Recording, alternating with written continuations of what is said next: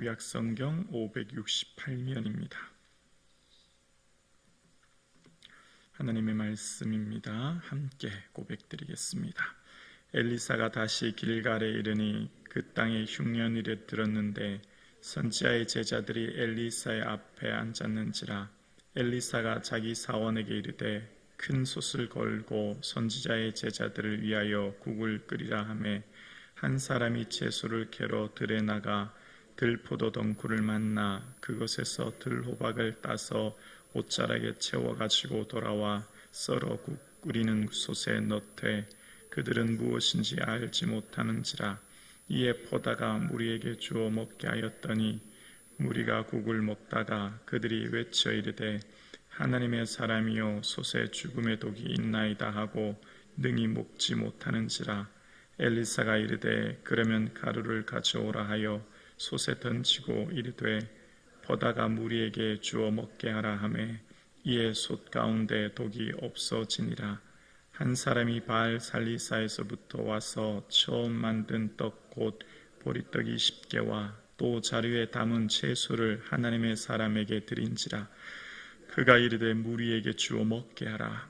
그 사환이 이르되 내가 어찌 이것을 100명에게 주겠나이까 하나. 엘리사는 또 이르되 무리에게 주어 먹게 하라. 여호와의 말씀이 그들이 먹고 남으리라 하셨느니라. 그가 그들 앞에 주었더니 여호와께서 말씀하신 대로 먹고 남았더라. 아멘. 선지자들은 이중고를 겪고 있었습니다. 두 가지의 어려움이었습니다. 외부로부터의 조롱과 위협, 그러니까 엘리사가 베델로 올라갈 때에 성읍의 아이들이 그를 조롱했던 것처럼 지금 이 시대는 여로보암이 베델과 단에 금송아지를 세워 우상을 숭배하는 시대입니다. 그래서 선지자들이 조롱받는 시대였고, 이전에 이세벨이 있을 때 이세벨은 선지자들을 위협하지 않았습니까? 외부로부터의 조롱과 위협이 있는데 또한 동시에 내부로부터 큰 흉년을 맞이하게 된 겁니다. 이때 당시 흉년으로 인해 온 백성이 어려움을 겪고 있었습니다. 흉년이 들었다고 하는 것은 신명기 28장의 말씀에 너희가 하나님 말씀을 잊으면 줄이고 목마르고 헐벗고 모든 것이 부족하리라 라고 하셨던 신명기 28장 48절 말씀처럼 지금은 우리가 이 흉년이 왜 왔는가를 생각하고 그렇구나, 우리가 우상을 숭배함으로 오는구나 생각하여 하나님 앞에 나가 무릎 꿇고 은혜를 구해야 될 터인데 지금 그러지 못하는 시대가 이 시대인 것을 봅니다. 그런 이런 흉년 가운데 이제 엘리사 앞에 엘리사의 제자들이 길갈에 갔더니 모이기 시작합니다.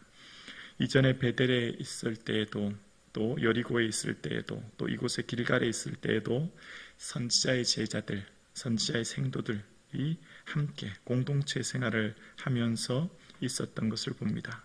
이런 선지자의 생도들은 흉년 속에 굶주림 속에 있었고 그래서 엘리사 앞에 모이게 됩니다. 그때 이제 뭔가 먹이기 위해서 국을 끓이는데 들호박이 들어가게 되고 그때 들호박을 통해서 죽음의 독이 있음을 알고 선지자에게 알리게 됩니다. 만약 먹을 것이 많았다면 국을 단번에 쏟아버리고 새로 끓일 텐데 그렇지도 못하는 절박한 상황 가운데 있습니다. 이런 위기 가운데 표현이 조금 전에 엘리사 앞에 모였다고 하지 않습니까? 그런데 40절을 한번 볼까요? 40절에 엘리사에 대한 표현이 이렇게 말합니다. 이에 포다가 무리에게 주어 먹게 하였더니 무리가 국을 먹다가 그들이 외쳐 이르되 하나님의 사람이여 솥에 죽음의 독이 있나이다 하고 능히 먹지 못하는지라. 엘리사를 향해 부르는 호칭이 하나님의 사람입니다. 엘리사는 하나님께서 세우신 하나님의 사람인 것을 알았고 하나님의 사람에게 이 문제를 아뢰는 겁니다. 하나님의 사람에게 알린다는 것은 곧 하나님이 세우신 사람이니 하나님께 이 문제를 아뢰는 것이죠. 모든 선지자의 생도들은 이 문제의 해결은 하나님이 해결할 수 있음을 믿고 하나님께 아뢰었고 그때 이 엘리사는 가루를 가져오라 하여 그 가루를 던질 때에 독이 해독된 것을 봅니다. 가루 자체의 능력이 있는 것이 아니죠. 하나님이 하신 일이죠. 하나님이 엘리사를 통해, 하나님이 세우신 하나님의 사람을 통해 그 일을 하게 하신 것입니다. 죽음, 이 흉년의 위기 속에 선지자의 생도들이 굶주림의 위기 가운데 있을 때 하나님이 그들을 돌보시고 살피시고 인도하셨던 것을 봅니다. 하나님이 세우신 선지자의 생도들, 그러니까 하나님이 세우신 선지자들은 신약에 나타나는 제자들이죠. 제자도의 삶은 주님께서 말씀하시기를 제자란, 참된 제자는 재물을 쌓아놓고 사는 인생이 아니라 주님께서 매일 먹이시는 음식을 바라보며 살아가는 자들이라는 거예요. 오늘 선지자의 생도들도 무척 가난했지요. 이전에 엘리사도 수넴 여인이 필요를 먹이지 않았습니까? 엘리야도 털옷을 입고 가죽들을 띠지 않았습니까? 하나님이 세우신 선지자들은 가난합니다. 그러나 하나님이 책임져 주신 줄로 믿습니다. 제자들도 마찬가지였지요. 얘들아, 이제 내가 너희를 보낸다. 제자들을 파송할 때 너희들은 전대에 금이나 은이나 동을 가지지 마라. 여행할 때, 전도할 때 배낭이나 두보롯 가지지 말고 어느 집에 가든지 합당한 자를 찾아내어 거기 머물라 라는 말씀입니다. 두보롯도 필요 없다는 겁니다. 왜요? 주님이 책임진다는 겁니다. 주님이 그 보내신 제자들과 함께 하셔서 모든 것 책임져 주신다는 거죠. 참된 제자도의 삶은 주님이 필요를 채우심을 알고 살아가는 삶을 말하는 겁니다.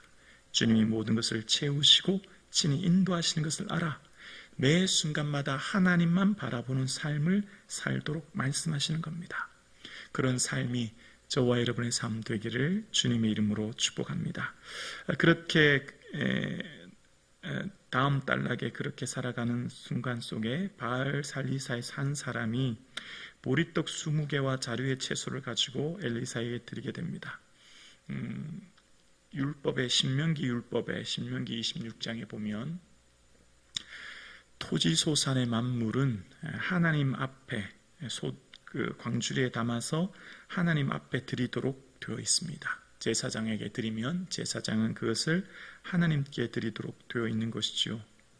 그러니까 지금 이 한 사람, 바알 살리사에서 온 한 사람은 이 예물을 이 엘리사에게 가져왔습니다. 이때 당시 베델과 단의 우상을 숭배했기 때문에 제사장이 없었고 하나님이 세우신 선지자인 엘리사에게 가져온 것입니다. 엘리사에게 그 소지만 물의 첫 소득을 예물을 하나님 앞에 드린 것이죠. 그러니까 지금 이 바알 살리사에 오서 온 한 사람은 하나님을 경외하는 사람인 것을 알 수 있는 겁니다. 열왕기상 19장 말씀처럼 바알에게 무릎 꿇지 않고 입맞추지 아니한 사람이 있다 말씀하신 것처럼 우상 숭배가 팽배하고 모두가 다 우상을 섬기는 이 시대에 하나님을 섬기는 그 한 사람이 엘리사에게 보리떡 20개와 자루의 채소를 가지고 왔습니다. 그런데 엘리사는 이것을 무리에게 주어 먹게 하라라고 사환에게 얘기하는데 사환이 볼 때 턱없이 부족한 겁니다. 100명이 먹기에는 도저히 부족한 겁니다. 그런데 엘리사는 주어 먹게 하라는 겁니다. 그런데 그 말씀하신 대로 먹고 남는 은혜가 있게 된 것을 오늘 본문이 기록한 거예요. 마치 오병이어의 예고편처럼 보리떡 떡 5개와 물고기 2마리로 5,000명을 먹이셨던 주님의 은혜처럼 턱없이 부족했던 이 음식을 통해서 한 사람이 믿음으로 드릴 때 그것을 통해 역사하시는 하나님의 은혜를 오늘 본문은 이야기하고 있는 것입니다. 그렇습니다. 한 사람의 믿음의 사람의 순종과 그 한 사람의 헌신으로 말미암아 하나님은 위대한 역사를 이루시는 줄로 믿습니다. 하나님의 공동체는 그렇게 이루어가는 겁니다. 하나님의 사람들, 하나님을 부르신 선지자의 생도들 음식을 쌓아놓고 준비해놓고 가는 것이 아니라 순종하고 나아가면 그 다음은 주님이 채워주시는 줄로 믿습니다. 우리도 이제 인도네시아 발리 선교를 준비하고 있습니다.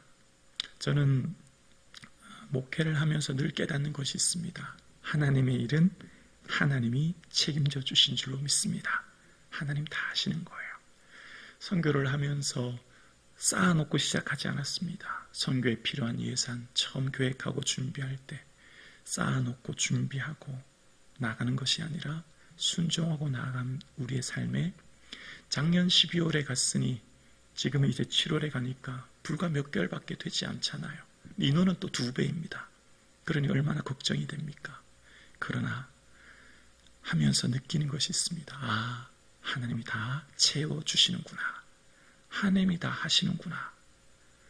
이제 이번 주 당회를 통해 장로님들께 보고 드릴 텐데 넉넉히 채워주시는 주의 은혜를 우리는 경험하게 될 줄로 믿습니다.